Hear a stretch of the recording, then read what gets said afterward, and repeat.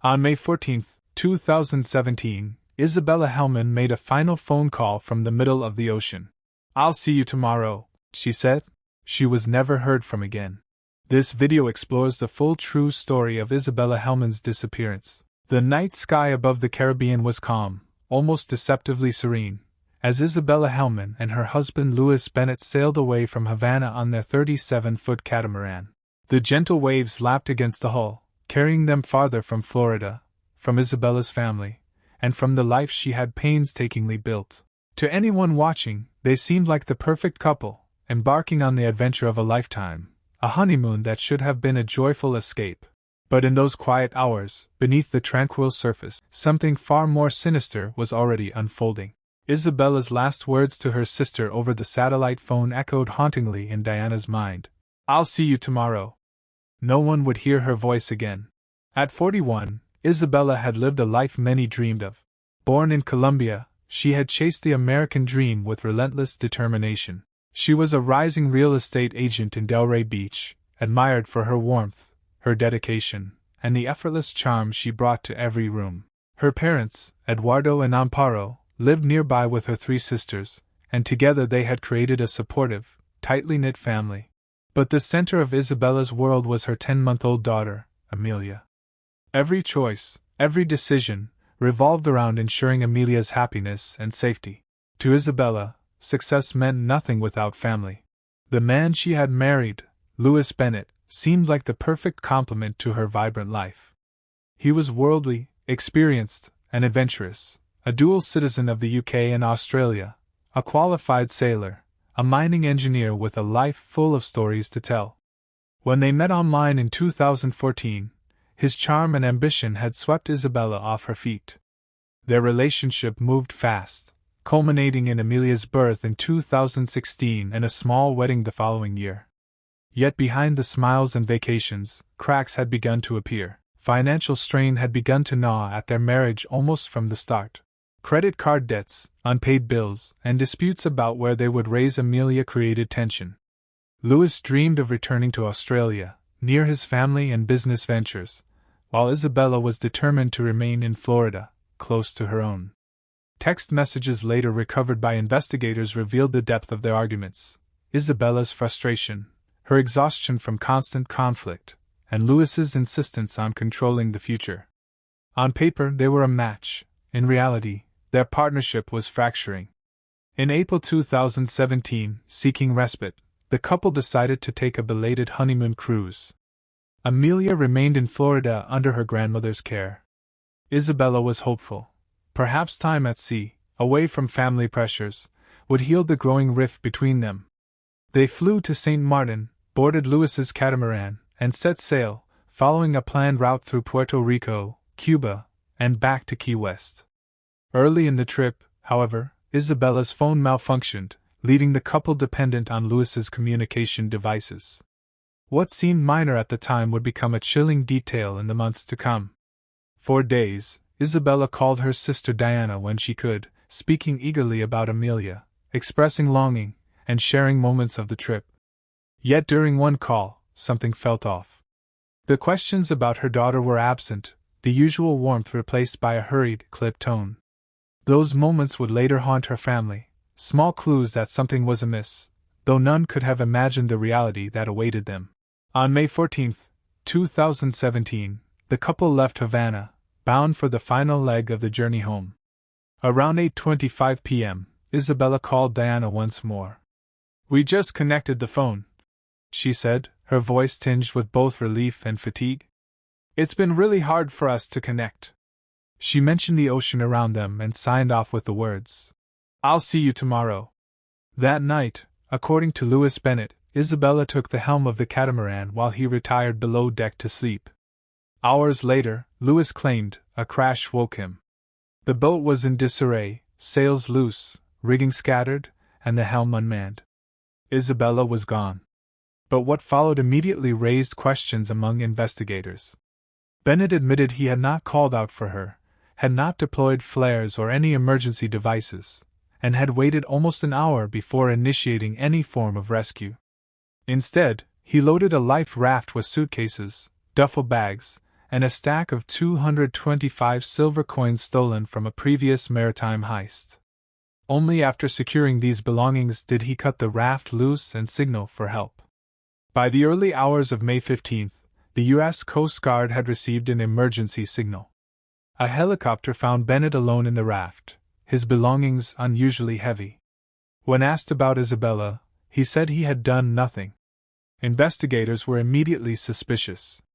A man who had supposedly just lost his wife showed a calm, detached demeanor that defied reason. His actions suggested premeditation rather than panic, and the stolen coins became a key clue linking him to a broader pattern of deception. As the Coast Guard launched one of the largest search and rescue operations in the region, covering nearly 5,000 square nautical miles over 137 hours, Isabella remained missing. Her family, devastated, struggled with grief and uncertainty. Their support for Louis initially never wavered, though his behavior only deepened their unease. Within weeks, he had taken Amelia to the UK, severing contact with her American family, claiming she was his daughter to raise. This act, combined with the suspicious handling of the life raft, set off alarm bells for law enforcement agencies. The FBI, working alongside the Coast Guard, eventually recovered the partially sunken catamaran. Forensic examination revealed shocking evidence.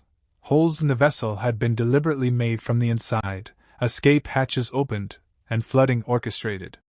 Experts concluded that the sinking could not have been an accident. Every technical detail, from the location of the holes to the manipulation of hatches, indicated that someone had planned the disaster. This was no tragedy of nature. It was calculated, intentional, and designed to ensure one person's survival at the cost of another's life. Meanwhile, the stolen coins recovered from Bennett's life raft tied him to a prior crime aboard a yacht in St. Martin, exposing a long-standing pattern of calculated theft and deceit. The discovery revealed motive: murder to eliminate marital conflict, secure financial gain, and gain custody of Amelia, free to raise her according to his wishes. The pieces of the puzzle began to align, forming a picture that no one had initially wanted to see: a husband who killed, deceived, and fled. As law enforcement built their case, Bennett initially pleaded guilty only to transporting stolen goods, serving 7 months. Yet the weight of evidence grew insurmountable, and the FBI ultimately arrested him for second-degree murder. Analysis of the catamaran, combined with his actions immediately following Isabella's disappearance, requesting a death certificate, fleeing with Amelia, and prioritizing stolen valuables over her rescue, painted a damning portrait. In court, Bennett attempted to negotiate, pleading to involuntary manslaughter rather than murder. Prosecutors cited the challenges of proving premeditation on international waters, while Isabella's family decried the deal as a travesty. Yet through it all, the truth of the crime, the methodical planning, and the cold disregard for human life became undeniable. The courtroom in Miami was tense, the air heavy with anticipation and grief. Every seat seemed occupied by someone silently bearing witness to the unraveling of a nightmare that had begun on calm Caribbean waters. Louis Bennett sat at the defense table, composed, attempting to mask any hint of guilt, while Isabella's family, her parents Eduardo and Amparo, and her sisters Diana, Elizabeth, and Adriana, watched every movement, hearts still raw from months of uncertainty and sorrow. The case was no longer about missing persons. It had become a study in deception, greed, and the fragility of trust. FBI Special Agent James Kelly presented the evidence meticulously, laying bare the chilling truth of the catamaran's sinking. He detailed the holes drilled into the vessel from the inside, the open escape hatches that ensured rapid flooding, and Bennett's deliberate delay in initiating a search. Every action was analyzed, every decision questioned, painting a clear picture of malice, planning, and cold calculation. The courtroom seemed to collectively shudder as the narrative unfolded. A husband who had systematically eliminated his wife while securing his own escape and future. The financial motivations were equally compelling. Investigators revealed the stolen gold and silver coins Bennett had carried on the life raft, linking him to previous thefts and showing a pattern of manipulation and opportunism. He had not acted impulsively. The evidence demonstrated careful planning, an understanding of maritime procedures, and a willingness to exploit the chaos of the open sea for personal gain. Isabella's family listened, hearts sinking, as the life she had built, the happiness she had nurtured, was reduced to a series of calculated choices made by the man she had trusted most. Bennett's defense tried to argue that the sinking was accidental, that his panic and fear of the storm had guided his decisions.